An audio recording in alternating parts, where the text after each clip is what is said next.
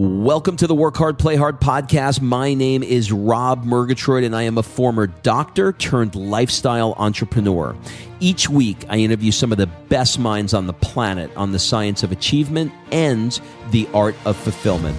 Today's episode is a mini-sode that we call Fried Date with the Wife. In these mini-sodes, my wife Kim and I deconstruct the strategies that we've developed over the last decade to not only grow personally, but to turn our struggles into lessons and create fulfillment in all areas of our lives. Excuses are over. It's time to live. Let's dig into today's topic. All right, before we jump into this episode, I want to invite you to be considered for my Work Hard, Play Hard Mastermind by completing an application at workhardplayhardmastermind.com. So this mastermind is not like any mastermind you may have been to or heard of, I promise you. This mastermind is for 6 to 7 figure entrepreneurs that are working too damn much and aren't taking the time to have amazing experiences around the world with an incredible tribe of people. So every 100 days or so, I drop you into new experiences that are specifically designed to elevate your thinking, to give you new ideas. Look, you get your best ideas not staring at a computer. And actually, this is the way high-level people really collaborate with each other. They do it over a glass of champagne, watching the sunset in the south of France. So if you are ready to do some fun stuff around the world and really, really want to level up your tribe in one shot, fill out an application at workhardplayhardmastermind.com. We'll jump on a call and we'll see if it's a good fit. All right, let's jump into today's episode. Kimberly Cappuccini Murgatroyd. How are you? I am so good. We are outside, if you guys can't tell. You know, our editors are so damn good at removing background noise that you might not even be able to tell, but we are outside, and so you're going to hear... In a cafe. You're going to hear Vespas and...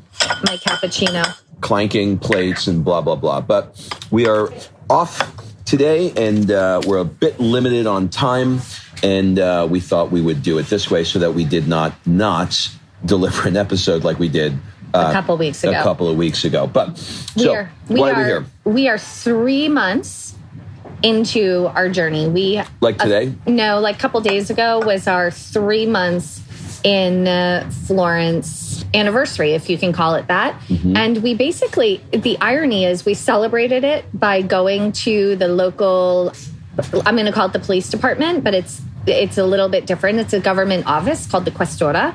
And we had to go and do the second part of our visa.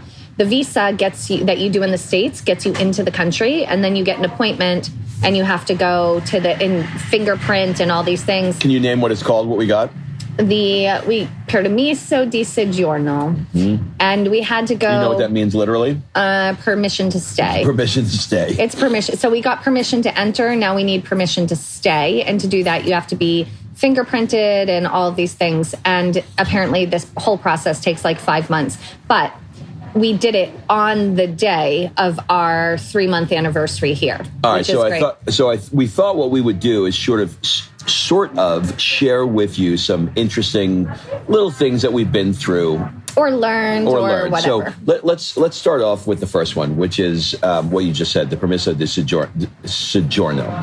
So imagine going into a government building. It sort of looks like, an old world torture chamber in a medieval village that's turned, government office. Well, can I give something first? Yeah. How we even got this. So what you have to do, because this is fun, and this will basically describe Italian bureaucracy in a nutshell. So when you arrive in Italy with your visa, you have 7 days to go to the post office to get a package, which you then have to enter all of the same documents you gave the consulate in America. And you have to pay for and request an appointment at the Questora. And for this permesso, they automatically assign an appointment. There's no changing your day or time, and you must be present. So our appointment was at 12:12, okay, in the afternoon. Ask me, what are the open hours of the Questora? 8 a.m. to 12. but our appointment time was during their lunch break. But it doesn't really matter if you have an appointment time because they don't care. They take you in the order in which you arrive. And so the rule is you show up at the Questora before at least an hour before they open at 8. So you have to arrive at 7 and stand in line. Like everything in Italy, they give you a deli ticket number and you're called when you're called. So your appointment time doesn't matter at all whatsoever. Now, the bureaucracy here is of course maddening, as Kim is describing, but there's also a humanity, because the person that I'm now calling the window man, the guy behind the window, they are still Italian and they can't help but be Italian. So when they were trying to fingerprint me yesterday, I think I was so nervous that my fingertips ran out of blood. And when they tried to press my hand onto the electronic scanner, it wasn't detecting. So the window man leaves, goes behind, those double doors behind him, and goes into his bag and pulls out suntan lotion. Okay, like the stuff you'd give to your kid, right? Like 50 sunscreen, big, thick, copper tone, right? Comes over, makes a motion like, give me your hands. And then I'm like, what? I thought he was going to handcuff me. It was like, what's going on? And he said, he doesn't speak English. And he starts squirting suntan cream in my hands and massaging it in. And I'm like, what the fuck is happening right now? And then he goes, okay, now try. Basically, he points to the thing. And it worked. So he knew that the suntan thing was going to work. So even though things are maddening, there's still the humanity behind the window man that can't help being Italian, and they will absolutely help you, and it's absolutely maddening. So it's both.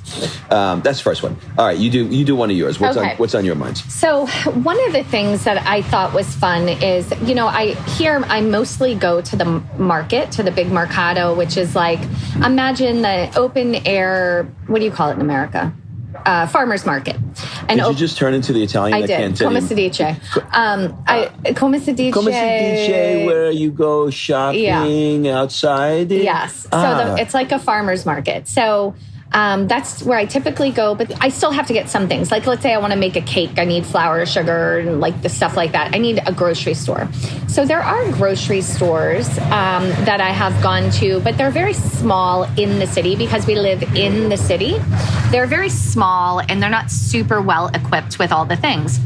There's another kind of grocery store called the co-op, or the coop. I don't know if they call it the coop or the co-op, but it is just outside most city walls in more of like the residential areas. And I took a really long walk the other day and I passed one, so I went in.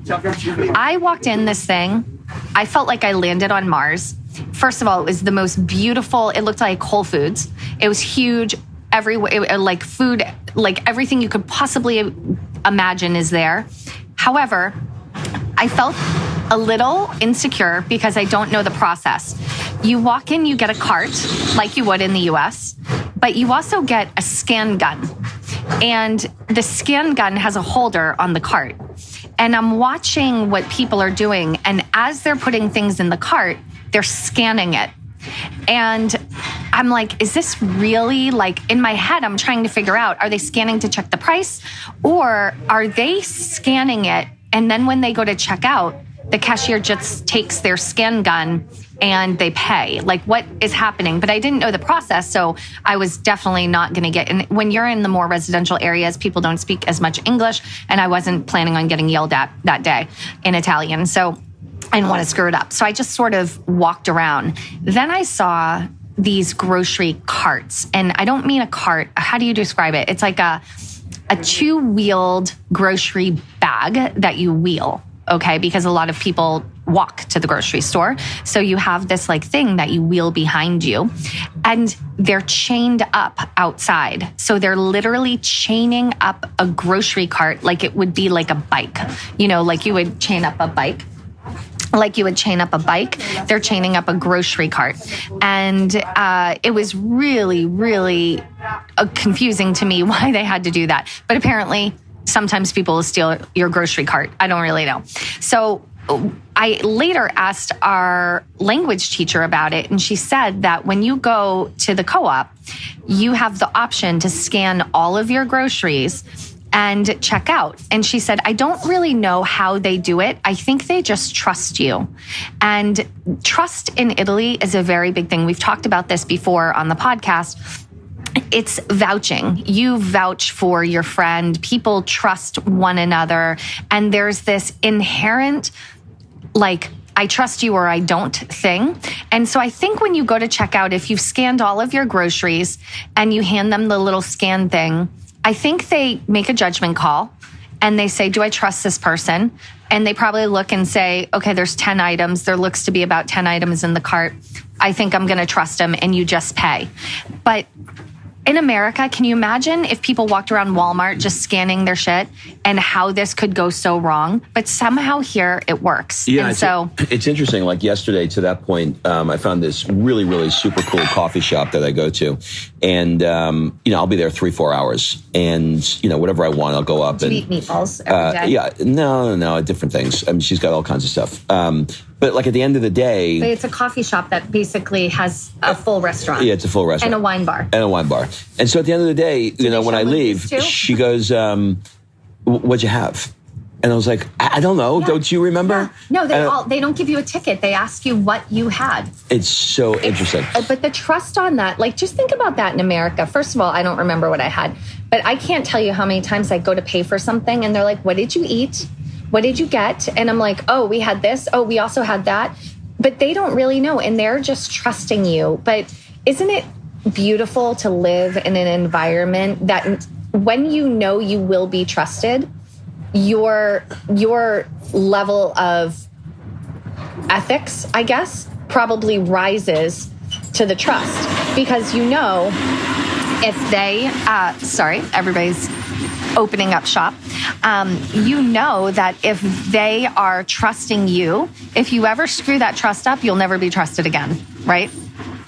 So yeah, your word is your bond here. Okay, your word is your bond. All right, so let's move on to the next area, and that is, let me see, poop. Garbage man poop. I think Poopgate is interesting. So did we talk about it before? I feel like we talked about it. No, we didn't. We haven't talked about it before. All right, so on this particular morning, we dropped Sophia off at the bus stop, and the freaking dog decides to take a crap right on the corner there. And there's no grass patch anywhere. There's no place to do it. No place to like have her go. So you got to do it on the cobblestone streets. And they don't mess around here when it comes to like dogs pooping on the streets. Like a cop will literally, stare at you until you pick it up, or a person will come over and tap you on the shoulder. Which we always do. There was one morning where I ran out of bags and I got it scared the hell out of me because the cop was like, you got to pick this thing up. And I was like, I know, but I don't have bags. But I didn't know the Italian word for bags. He didn't know what I was saying. And I had to walk upstairs, leave the poop on the floor, and I've been forever traumatized. But on this particular morning, I did have a bag. Sophia's bus, she jumped on the bus, and then we picked up, I picked up the poop.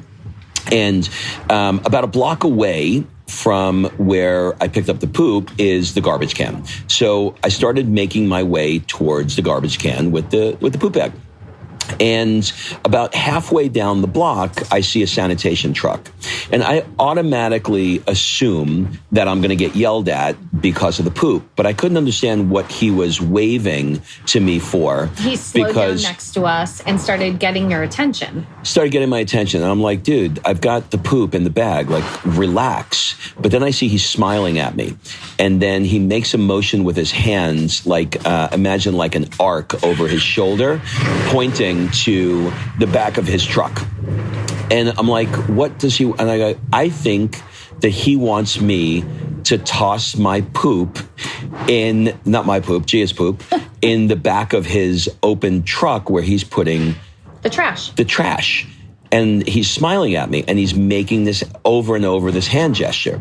And then I went, oh, okay, he wants to have some fun. So then I hammed it up with him. And I took a Michael Jordan three-pointer with the poop up and threw it in the back. And he just thought it was hysterical. I laughed, and this is all going on at 7:45 in the morning, right? I laughed, think it's hysterical. And then he does, the extra 10 feet to the garbage can, and he was actually going to empty the garbage can that I was walking to. But he thought it would be more fun and more interesting to have me throw the poop into, because he saw it. And so, what's the lesson?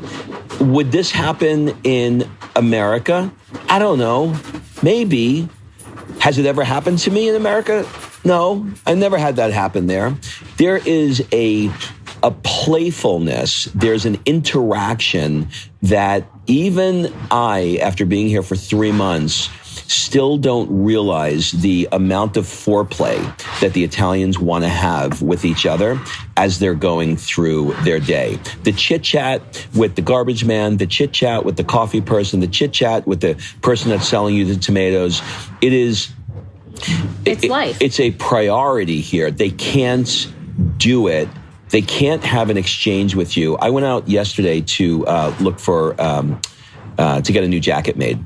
They sat with me, it must have been 2 hours, where we were talking about life and business and how they got into becoming tailors.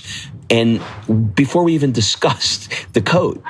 And I'm actually finding myself now very uncomfortably sitting down with people and going like, so what do you do? Because I want to know who they are. Nobody even asks me what the hell I do anymore. It's a very interesting, and I'll call this one foreplay. What else you got? All right. So I want to talk about the produce here, because, and the reason I want to talk about it is because I read the book. What's the name of the book I read? For the Love of Food. It's a good name. For the Love of Food. Is that the name of it? Yeah. So I read this book, and if you haven't read the book, I'm sorry, In Defense of Food. Oh, you're talking about Michael Pollan. Yeah, Michael Pollan, In Defense of Food. And I was reading this book, and it was written, I don't know, a decade ago or whatever. And he's talking about things that are part of the reason why there's so much sickness in America. And a lot of it is relating to the food. And I'm not going to get in detail on it, but I was noticing a couple of points that he made that don't exist here. For example, people don't typically eat food that is local because in America, you have year-round oranges, year-round papayas, year-round peaches. But if you live in New England, you wouldn't have any of those things. You would have squash and you would have other things, but you wouldn't have this year-round global fruit and vegetable. But in the summertime, you would, because it's relevant to the vitamins that you need in New England in the summer. Right. And so he was making a really interesting point about eating local seasonal food. And that is also organic, or as they say here, bio.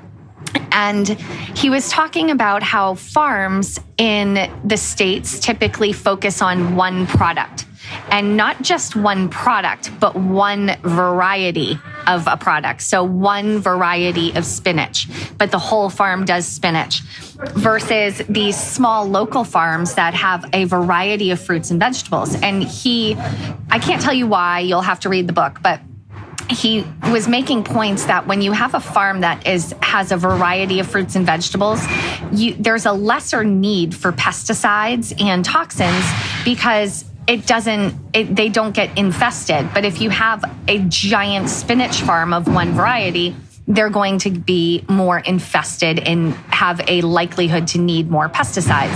And what I noticed here is that when I go to the market and I say, can I get spinach? There's 4 different kinds. Or can I get, whatever the food is, whether it's a pepper or a tomato. I swear to God, there has to be 9 million kinds of tomatoes here. And if I ask for tomatoes, they ask me what my intention for the tomato is. Because I wanted to get married. I wanted to have a happy family. Right. I want her children to go to college. Right. And I'm like, I am going to make a salad. Or they're like, are you going to make a salad? Is it for a caprese or is it to make sauce? Like, what's your intention for said tomato? because they're different. And there's such a variety. He also talked about a variety in meat, and that in the States, we typically eat one type of chicken and one type of cow, and there's not a variety in it. And so it's creating these intolerances. And I'm not going to go into the book, but my bigger point is that I was looking at what we have here, and we went to dinner the other night, and I had some sort of, I don't even know what it was called, and because it was in Italian, but it was another version of a chicken, but I had never heard it before. It was another version of a chicken or another version of whatever. And so there's not just one kind here. There's other versions of poultry that I've never seen before. And so for me, the aha moment was that the food here is local. I can't get peaches. We're in November. I can't get peaches, but I can get porcini mushrooms. But in the spring, I'm not going to be able to get porcini mushrooms, and I am going to be able to get peaches. Right now, it's when we go into a restaurant, it's artichoke season. So you can get artichokes. My daughter loves zucchini flowers, but you can't get those right now because that's summer. But you can get artichokes. And so it's seasonal, it's local, it's bio, because these farms are small and they produce lots of different varieties. And so they don't use pesticides. A lot of them aren't marked organic. They're not certified organic, but here you don't have to be because they pretty much all are, just naturally. And there's a variety. So for me, I've been on this hunt of why are the Italians healthier and have a longer life expectancy? And this is one part of it, from reading In Defense of Food to looking at what was available in America versus what's available here. And by the way, it's so cheap. I go and get a week's worth of groceries and fruits and vegetables and burrata and chicken and all this stuff. And it's like $70. And I can't even believe it. So that's my share, my aha for. All right, I'll give you one more. So the next one is, I'm going to call it, I'm going to get this wrong, so please don't correct me. Colpo di aria, which is basically the Italians believe that the air is going to attack you. It is a very, very strange phenomenon. My observation of this... And it's very serious here. It's very serious. My observation of this began when we were in Mykonos. We go every year for the last 15 years, and we see the Italians who come generally in August, and it's the middle of the summer. It's like 90 degrees out, and they are riding on their scooters with, it looks like they're... the frosting on a cupcake. Yeah, it looks like the frosting on a cupcake. Good way to put it, around their neck as a scarf. So they have a scarf around their neck. A summer scarf that's wrapped around 15 times, that's knotted in a way that you have to get a master's degree to be able to understand how to do this. And I'm like, that's just really crazy. And why do they do it? They do it because when they're riding a scooter, the wind is going to be blowing their neck. Okay, well, that's unusual. That's weird. And then I come here and I see that every single, that's really funny, Siri is talking. Then I come here and I see that the scarves, it doesn't matter if you're in the summer or in the obvious winter, they are wearing it all the time. Okay, so fast forward to 2 weeks ago, I go out. And I was feeling absolutely fine. And then we were on our way to go to dinner. And right before I went to dinner, I just got this immediate, like, God, I don't feel good. But all right, let's get ready. Let's go to dinner. So before we go to dinner, I take the dog outside for a little walk. But did you wear a coat and a scarf? And I did not wear my coat and scarf. And the weather is probably 50 degrees. Yeah, it was probably 60. Okay. That's how good. That's all right. So now I go outside and I walk the dog. And I run into the concierge in our building. We have a little chit chat, and he says, "Oh, you got to get going. I made a reservation for you." And I said, "Yeah, no, I know. I'm running late. I just had to walk the dog." So I go upstairs, but I'm not really feeling great. I walk upstairs, and if you've ever had this happen where, like, instantaneously you went from, "Oh my God, I think I'm going to throw up," and you can't even get the word "throw" out of your mouth, and then you're actually throwing up. And so I turned into Linda Blair, spinning my head and shooting green pea soup everywhere. It was gnarly. It was really, really bad. And after like the third round of this, I texted the concierge and I said, "Hey, I don't know what happened. I just got sick out of nowhere. I'm so sorry. Would you mind canceling it?" And he texted me back, "Maybe you took a cold when you were outside walking the dog." Now, the span of time between me walking the dog outside for 2 minutes and me coming upstairs and throwing up and texting him was a total elapsed time of 10 minutes, which is meaning to say that in his mind, I literally walked outside and violently threw up because I did not have a jacket on in 50 degrees. So I went, okay, this is really crazy. So the next day I was feeling better and I went out to dinner with friends. Well, you posted it on social media and your Italian friends immediately responded. They said, they said absolutely. So I did some more research about this and I realized that every ailment that you have, whether it's indigestion or throwing up, or neck pain, is going to be traced back to a draft coming in through your window, to you sleeping with an air conditioning on that's blowing on your neck, to you walking outside. Any air in any way that is blowing on your neck, there's a really good chance, any air that's blowing on your neck, there's a really good chance that you are going to get sick from the air. So I go out to dinner with a buddy of mine, and he said, "How you doing?" I said, "Good." And I told him the story I just told you about the concierge, and he said, "It's probably what happened." And I looked at him to check to see whether or not he was joking. He wasn't. He was convinced that, it's pretty possible that you could have gone outside. So why? I don't know. I don't believe it. But now I find myself putting a scarf on. But I'll tell you, and wrapping Sophia up. I tell you, if Sophia walks outside and her neck is exposed, I say you gotta cover that. You can't walk around like that. It is absolutely something. So there are things that you will walk around here and you will absolutely be judged for doing. And if it's bad enough, they will publicly shame you. There's a what's the circle in the square where they So in medieval times they did public spankings when you did, and there's a circle where like they took you to spank your ass for publicly. Debtors. And I think if they could, they would have spanked my ass for not having the neck thing on. Okay, but your ass can be bare for a spanking, and catch the draft, but the wind cannot go onto the neck. It's all about the neck. It's all about the neck. It's all about the neck. You got any more? Or you done? It's all about trust, having fun, connecting, and God forbid you don't cover your neck. It needs to be covered. That's it, everybody. Have a great week, and we will see you next week. All right, thanks for listening. If you love this episode and you know someone that needs some help in either stepping up their work hard game or their play hard game, it would mean the world to me if you shared this podcast with them to help me get this movement out there. So if you like what you heard, head on over to iTunes, take 30 seconds, and leave me a 5-star review, and I will be forever grateful. So until the next episode, excuses are over. It's time to live.